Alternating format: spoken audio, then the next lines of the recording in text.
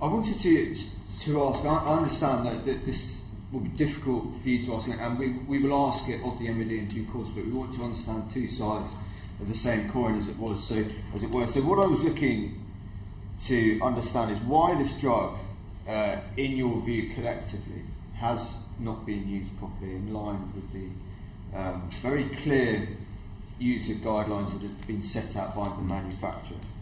And why you think, I mean, Dr. Croft, you said the MED have been hostile in terms of dealing with the effects associated with this drug. Why you think that may be? Obviously, we will ask this of the MED and try and understand why they're like that. But what is your view? What is the underlying? There must be a reason why this drug continues to be used, even though the very clear empirical evidence that you have presented this morning would indicate otherwise. And if I could start with you, Dr. Croft.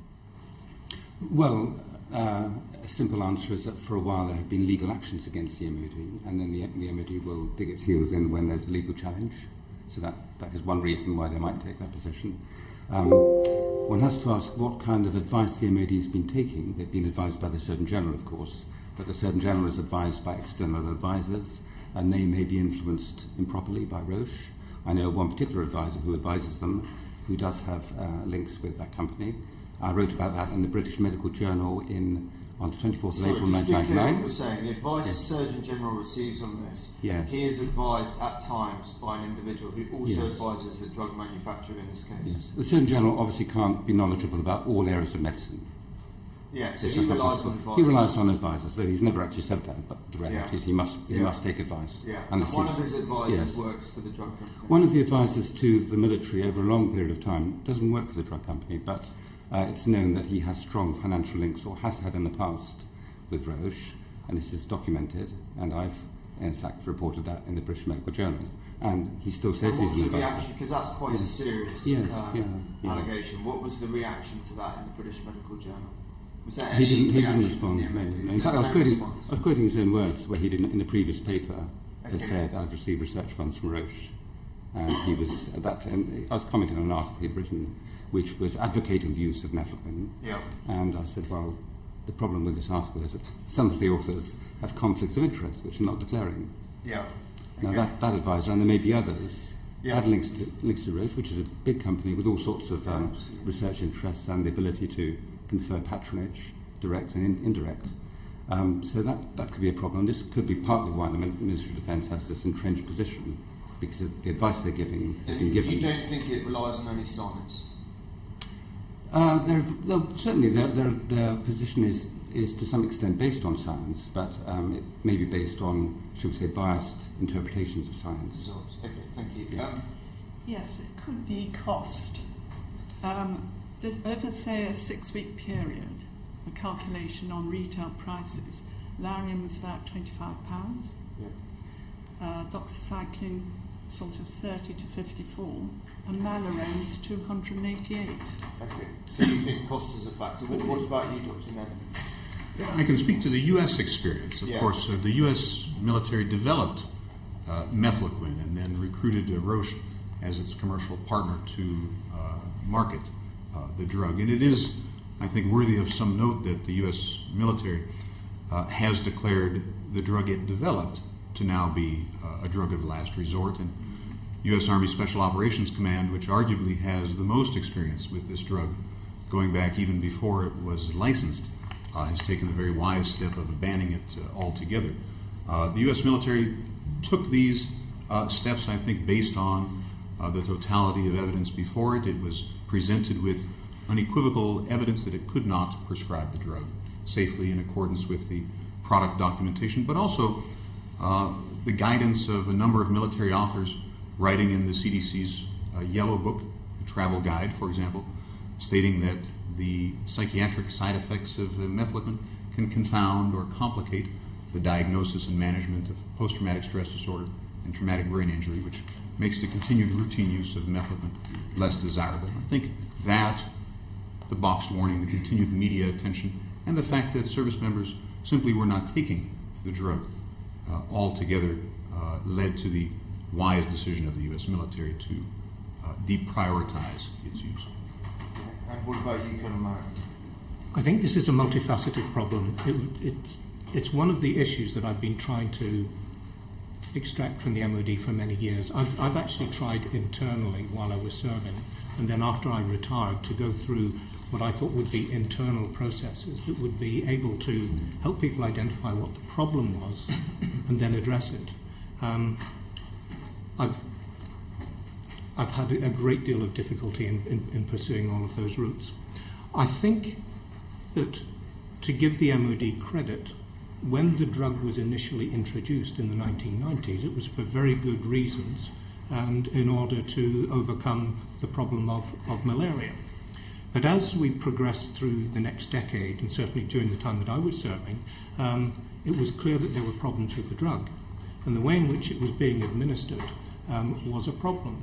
And I think it has been partly hubris, a difficulty in recognizing a problem and grasping the nettle at an early stage, a series of vested interests in people who have been advising the Surgeon General, and the Surgeon General then saying that he is simply taking advice from Public Health England, has created a situation where there's no end of problems, and no one, either in the formal chain of command, from the Chief of the Defence Staff downwards, from the Surgeon General downwards, has been prepared to recognise that there is a problem and are persisting with it. And I suspect probably in the hope that they'll be able to quietly stop dispensing this drug over the next year or so. And if they do so, then they can perhaps avoid perhaps a massive bow wave of litigation that may be behind this because of the both individual and institutional neglect and incompetence that has been surrounding this issue for 8 to 10 years in my experience. Okay, thank you. Just John, for a second. Before you leave that point, can I just ask Dr. Nevin, when the US changed its policy and said this is now going to be used only as a last resort, was there then a bow wave of litigation in America? Thank you, Mr. Chairman. The U.S. military may be somewhat unique in this regard, in that the U.S. government is protected from civil claims by something called the Ferris Doctrine. A Supreme Court decision from many decades ago bars service members from suing the U.S. government for injuries sustained during military service, even if due to gross negligence or incompetence. And so service members are not able to seek damages for injuries due to mefloquine. I believe the reasoning of the Supreme Court in making this decision many decades ago was that there is a system in place, the Veterans Administration, the military disability system, to provide for care of individuals who may have been injured in this manner. So it's possible the U.S. military was free to make decisions about the use of mefloquine unconstrained or unconcerned about possible legal ramifications. That's very helpful. Johnny, sorry to interrupt you. Sorry, no, not at all. I think that's really interesting, and how the overall wraparound care perhaps forces individuals to look out for themselves and go after some sort of civil case. Just finally, my worry, which interestingly none of you have mentioned, is that all drugs have side effects clearly, and that is mentioned time again by both the manufacturer and the MoD, and that's totally accepted. But my worry is that because these are mental health side effects, that we still, for some reason, have a problem with destigmatising in this country, not only across society but in the military as well. My worry is that because they are mental health side effects, they are not taken anywhere near as seriously as physical health side effects. Mm-hmm. And actually, these have built up, and the body of evidence has stacked up to a study last year which indicated in the Royal Navy of those who took it, 54% were affected by mefloquine. But again, because it's mental health, they're not being picked up. Is that a fair assessment, or do you think it goes beyond that? Yes, if I may, very fair assessment. It is unfortunate that psychiatric effects of anti-malarial drugs are not studied as carefully in a prospective manner as are physical side effects. Psychiatric side effects, by definition, cannot be detected, they cannot be observed, they cannot be measured. They require the subject, the patient, to report the presence of symptoms. And we know time and again that the populations that these drugs are tested on, the populations that these drugs are used in, there are many disincentives or barriers to reporting these symptoms. And so there is a systematic bias against properly assessing the incidence and prevalence of psychiatric side effects from anti-malarial drugs, particularly in military settings, but also when used, for example, in developing nations for treatment of malaria. It's a very serious problem, and I hope that the attention being given to this issue among veterans will help to inform improvements in anti-malarial drug development in the future.